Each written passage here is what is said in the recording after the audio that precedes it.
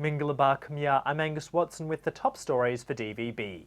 US President Barack Obama gathered with leaders from Southeast Asia on Monday for talks in California aimed at strengthening trade ties and forming a common stance over the South China Sea issue. Obama hopes the summit will solidify US influence in the region. Vice President Nhan Tun is representing Burma after President Thein Sein declined to travel to California late last week. Obama made mention of Burma's historic November election in Burma, acknowledging the hastening rapprochement between the US and Burma. This reflects my personal commitment and the national commitment of the United States to a strong and enduring partnership with your 10 nations individually and to Southeast Asia as one region, as one community, ASEAN.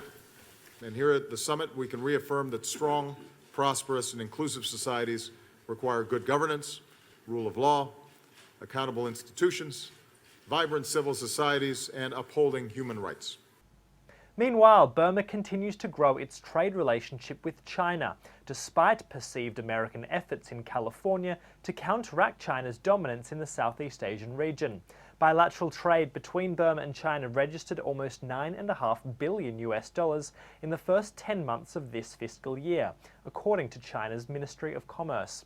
Burma trades mainly oil and gas to China, as well as agricultural products, whereas China sends industrial products and commodities in the opposite direction.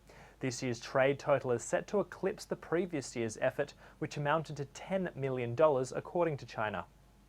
The United Nations has said that 3,000 people have been displaced in Burma's northeast over the past week.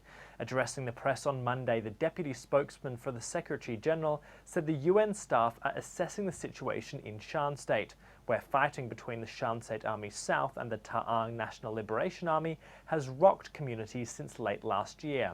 The UN says its humanitarian staff are working to identify gaps and provide further aid if needed. Most of the people are seeking shelter in monasteries and receiving assistance from local organisations, including the Myanmar Red Cross Society. Members of Burma's 88th-generation civil society group have also travelled to Chiao Mai in Shan State this week to provide support to displaced locals. You can find more on all of today's top stories at dvb.no. Bye for now.